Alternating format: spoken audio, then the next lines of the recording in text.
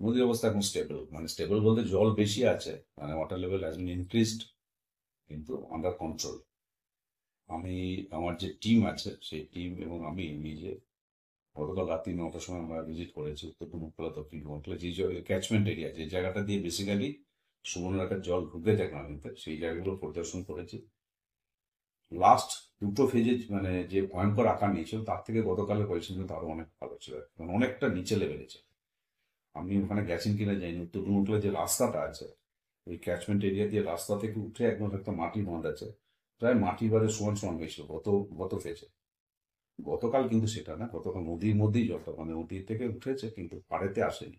আতঙ্কের কোনো? না, আতঙ্কের কোনো কারণ নেই। এবং আমি ওদেরকে বেসিক্যালি আজকে গিয়েছিলাম, আমি দেখেছিলাম আমার কাছে লোকাল মানে খবর ছিল যে সব ঠিকঠাকই আছে। দাদা ওখানকার মানুষজনকে বসা জোগানোর জন্য নেমে গিয়েছিলাম, এবং আমার যে সমস্ত টেম্পোরারি রিলিফ সেন্টার ফেন্টারগুলো আছে ওগুলো অ্যাক্টিভেট করা আছে, তো আরেকবার পরিদর্শন করে দেখে নিলাম সব ঠিকঠাক আছে। Thank you sir.